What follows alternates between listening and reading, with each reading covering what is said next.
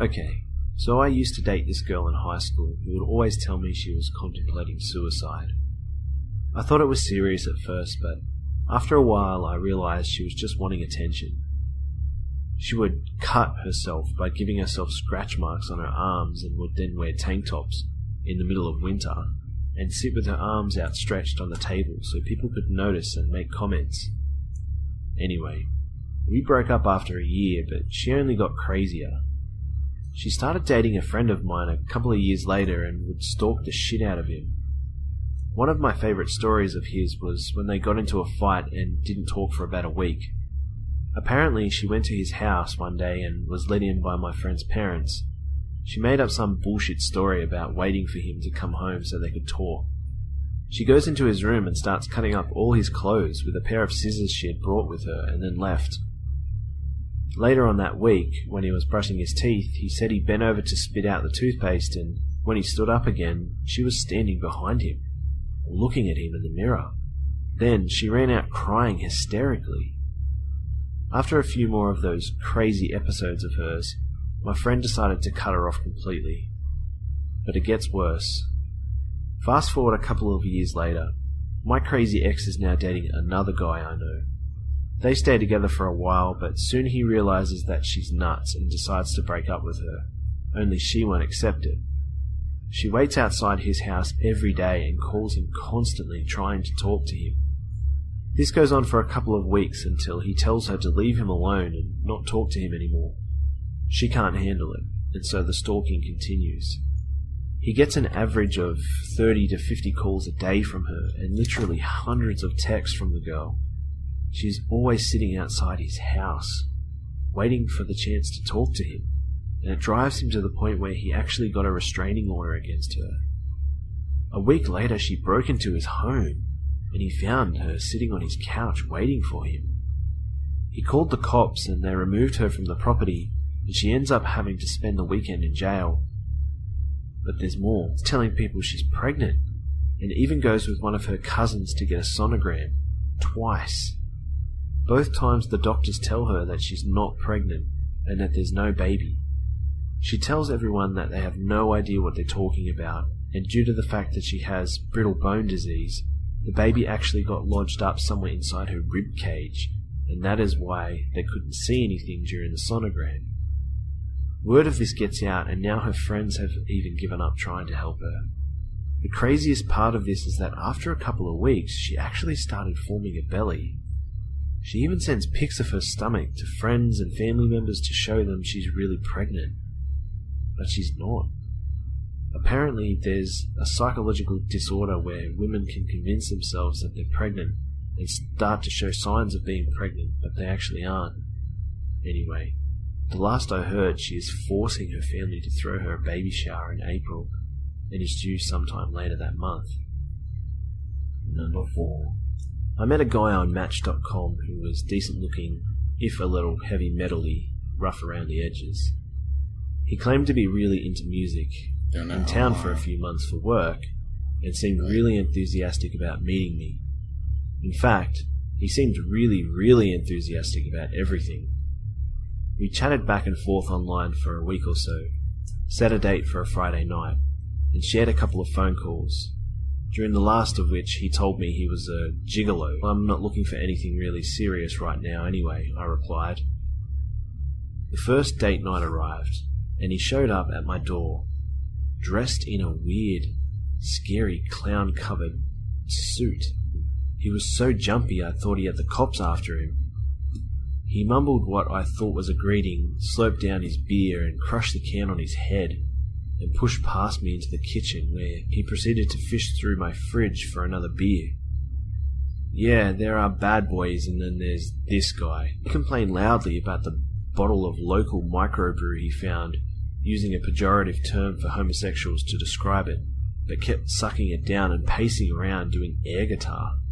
In my usual dulcet manner, I asked him if I could get him anything to make his visit more comfortable. He joked that his meth intake was a good diet plan, and asked if I was ready to go to the concert that I didn't know we were going to, Insane Clown Posse, explaining that it was hard to meet girls who were down with the clown. He wasn't a gigolo, He was a juggalo, a term I had to phone a friend to have explained to me, which I did about 10 minutes after I kicked his ass out of my house. He took a piss in my yard on the way out, called me a cunt, and almost took my mailbox with his scary clown sticker-covered truck. I should have known what a juggalo was, but now I'm forever sorry that I found out. Number 3. When I was younger, I had just turned 19, and while we were there we started talking to a slightly older couple, late 20s or early 30s, older than us at least. We started talking about the bands and the guitars. I love guitars, so I really liked the guy. The main band comes on and we have a great time and never see the couple for the rest of the night. The show ends and it's really late. We're walking into the parking lot and see the couple. He comes up to us and says, "Thank God, we left our lights on and our battery's dead. Do you have any jumper cables?" And I thought I did under my spare, so I popped the trunk, I lift the cover, and just as I did, I heard a strange noise. I look, and the guy has got his hand over my girlfriend's mouth and has lifted her off her feet, running. I had a tire iron in my hand from getting ready to raise the spare. I ran up and hit him as hard as I could over the back of his neck and the back of his head. The second swing he moved and I caught his elbow. I hit so hard my hand hurt. It was just enough that she was able to wriggle free and she ran towards my car. I drew back to swing again and his wife, or female partner, throws open a door to the minivan right there and he jumps in. She's pointing a gun out in the open passenger side door. I just froze for a second and started running towards the parked cars with my head ducked. They peel off towards the street and they're gone. I still don't know what would have happened if I was a second slower, if I hadn't have hit his elbow. Their minivan was right there. It scares me to think of it to this day. Number 2. My mum almost never dated guys because she was focusing on raising my sister and I. However, my mum's landlord, let's call him Bill, seemed to be a nice guy. When he came to her door to collect the rent check, they would sometimes chat. My mum got significantly cheaper rent because she was mainly in charge of cleaning and maintaining the apartment building. One day, while cleaning, she found a small notebook that appeared to belong to Bill the landlord. She opened it up out of curiosity. Inside were pages full of 3 columns. The first column being a woman's name, or simply woman in the park or woman at the beach, etc. The second column said shoes, followed by with or without. The third column said did it, or didn't do it. On the list, there were far more didn't do it's than did it's. My mum found her own name on the list.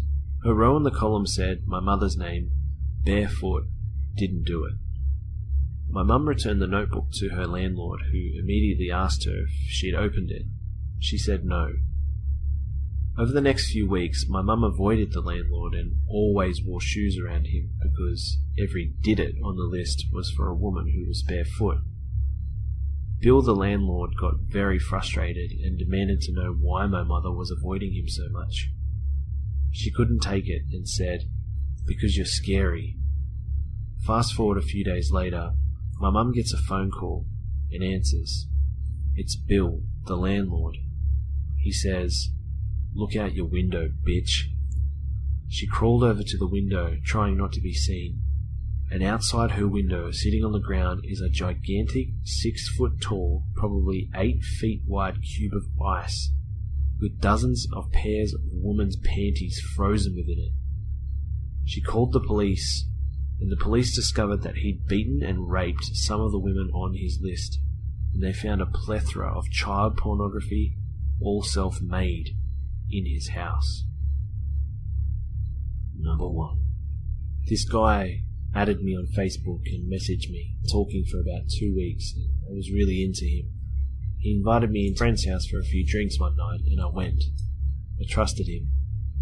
I had a few drinks, and as expected, he was really distant with me. I don't remember much of that night after my 3rd drink, yet I remember asking to go lie down for a while. I woke up later that night with him kissing my neck. I was so confused, looking around me wondering what had happened, how my jeans had got off, and why I didn't remember getting to this stage. He said my name. Leah, look into my eyes. I really liked this guy, and because I trusted him, he got my focus and simply asked, "Are you on the pill?" I replied, and then he asked, "Are you sure you want to do this?" I didn't know what was going on, but because he made me feel like I was doing this with him, I just said, "Go." Those words still haunt me. I remember trying to stay awake, but now I know I just couldn't. I will always remember the look on his face, the last thing I saw before I passed out again. The look in his eyes, as if he knew I was going to pass out, and as if he was just thinking in his mind of what he was going to do to me.